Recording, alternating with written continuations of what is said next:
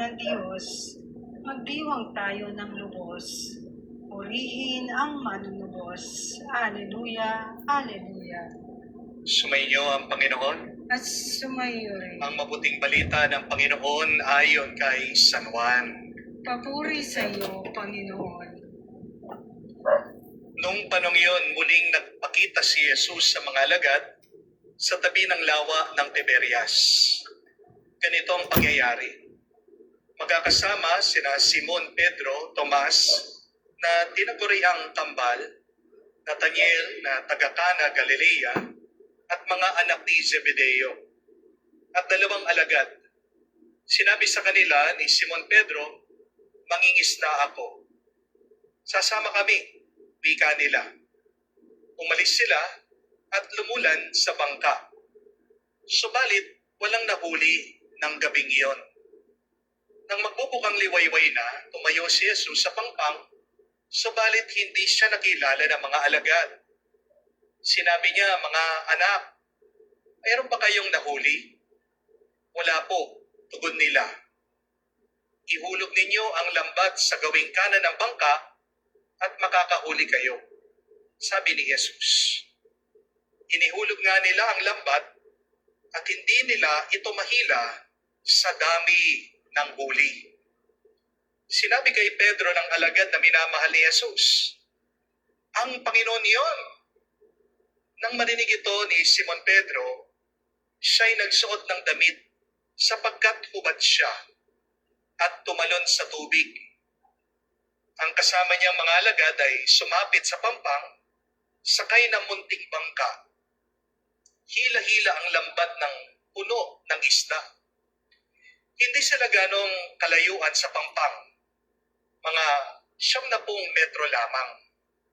Pag-ahon nila sa pampang, nakakita sila roon ng baga na may isdang nakaihaw at ilang tinapay. "Magdala kayo rito ng ilang isdang nahuli ninyo," sabi ni Jesus. Kaya't sumampas sa bangka si Simon Pedro at hinila sa pampang ang lambat na puno na malalaking isda. 153 lahat. Hindi napunit ang lambat kahit gaano karami ang isda.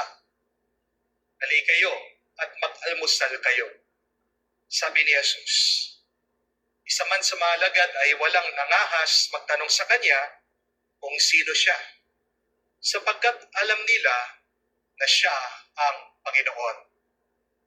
Lumapit si Jesus, kinuhang tinapay at binigay sa kanila. Gayon din ang isda. Ito ang ikatlong pagpapakita ni Jesus sa mga alagad pagkatapos na siya'y muling mabuhay. Mga kapatid, ang mabuting balita ng ating Panginoon. Pinupuri ka namin, Panginoong Heso Kristo. Muli kayo po'y nakikinig sa Word of God, Daily Gospel. At ang ating pong pagbasa ay noong April 10, 2026, Friday Gospel. At ito po ay tungkol sa pangatlong pagpapakita ng Panginoong Jesus sa kanyang mga alagad. Napakabuti ng Diyos sapagkat ipinapakita niya sa atin ang mga halimbawa na nangyari noon, na nangyayari pa rin ngayon. Ang ibig ko sabihin, ang mga alagad niya, nakasama niya, mangaral, kumain, pumunta kung saan-saan, magmisyon. Pero nung muli siya nabuhay, ang iba sa kanila ay hindi agad nakakilala sa Panginoon na magpakita ulit ang Panginoon Jesus sa kanila. Kasi nga, nung time na nabuhay muli ang Panginoong Jesus, hindi na siya yung talagang katamang lupa na nasasaktan, ano yung bang katamang lupa in a way, kamukha natin na tao, no? Ano na siya, glorified body na kung kanyang tinataglay, nung muli siya magpakita sa kanyang mga alagad, no? Nung muli siyang nabuhay. Ngayon, paano po natin mabibigyan ito ng pagninilay ang mabuting balita na binasa natin?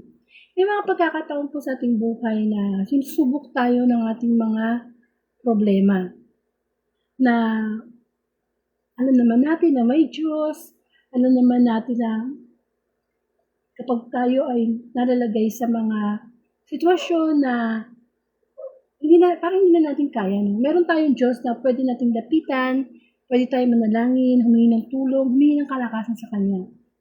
Pero kamukha ng mga alagad na, ayun na nga, very na sila malapit na sila sa Panginoong Jesus Pero dumating pa rin sa kanila yung takot.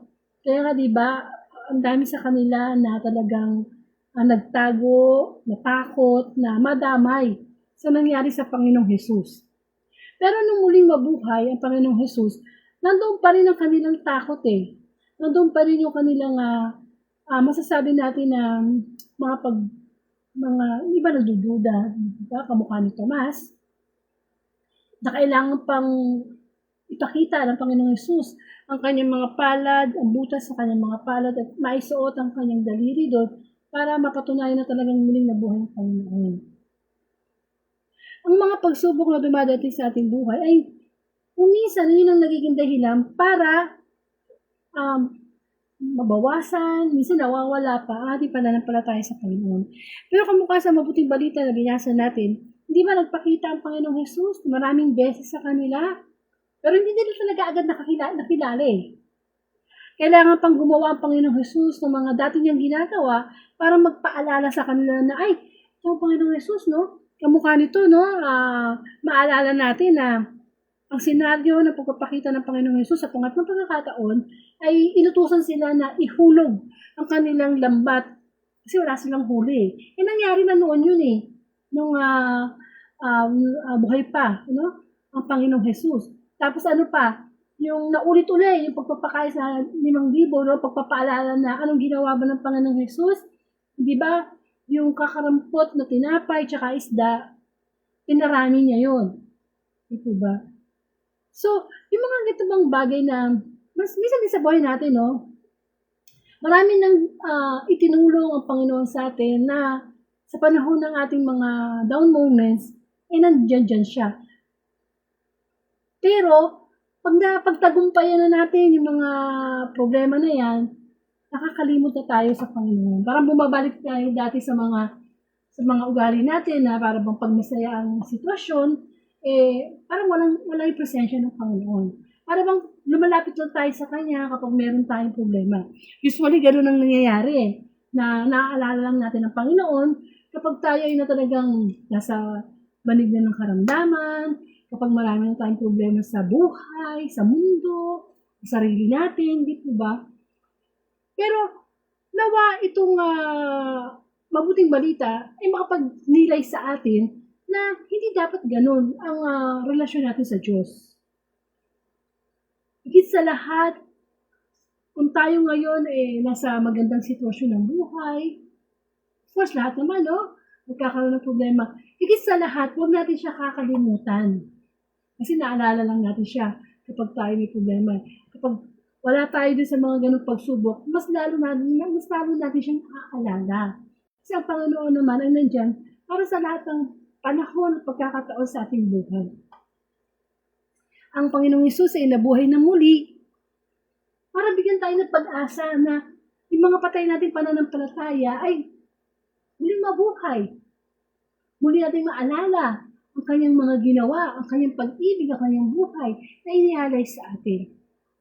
Kaya nawa, mapagnilayan natin sa buhay natin ngayon, ano ba yung mga bagay na patuloy pa rin natin ginagawa na kinakalimutan natin ng Panginoong Jesus. Isa na doon yung mga kasalanan na ating ginagawa.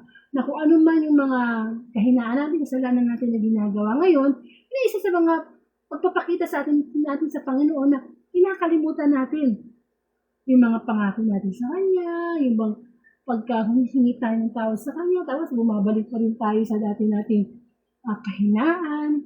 Yung mga time talaga na isinasantabi natin ang ating pananampalataya para sa mga sarili nating kagustuhan sa ating buhay. Na mapagnilaya natin, na makita lagi yung spiritual na mensahe ng Panginoon sa ating buhay. Na ang muling pagkabuhay ng Panginoong Hesus ay muling pagkabuhay ng ating pag-asa. Oo, napakaraming suliranin sa buong mundo, sa pamilya, pero nandiyan ang Diyos, lagi natin kasama, laging magbibigay ng comfort, magbibigay ng pangako, ng pag-asa, di ba? Oo, mahirap talaga sumunod sa Panginoon. Pero, kung sisikapin natin sa tulong niya, kasi talaga namang hindi natin mapagtatagumpay ng mundo kung tayo lamang, no? Sa sarili nating lakas, kasi likas tayong makasalanan eh. Kailangan nating makiisa sa ating Panginoon upang mapagtagumpayan natin ang battle natin sa buhay. Sapagkat Jesus Christ is a victorious God. Pagtagumpayan na niya lahat eh. So, ngayon na pa tayo susunod ito sa Kanya. Sa araw-araw na ginawa ng Diyos, naman ang pagsubok na meron tayo, lagi natin makita ang spiritual na paggabay sa atin ng Panginoon. Sabi nga, di ba? Live by faith, not by sight. Kasi kung patuloy tayong mabubuhay sa mga bagay na nakikita lang natin, narinig natin sa social media, talagang hindi natin makakamtan ang langit. Nawa yung spiritual connection natin sa Diyos, lagi yung nag-online, nag-activate. Sapagkat hindi lang naman tayo nilikha ng Diyos as katawang lupa. Meron tayong kaluluwa, meron tayong espiritu, na dapat nating i-connect kay Lord every day. Sapagkat sa mga panahong ito, ang gustong makita ng talo ng Diablo ay yung mga bagay na makalupa, panandalian. Samantalang ang gusto ng Panginoon na makita natin sa kanyang mga salita ay mga bagay na makalangit. Amen? So magkaroon po tayo ng panalangin sa ating Panginoon.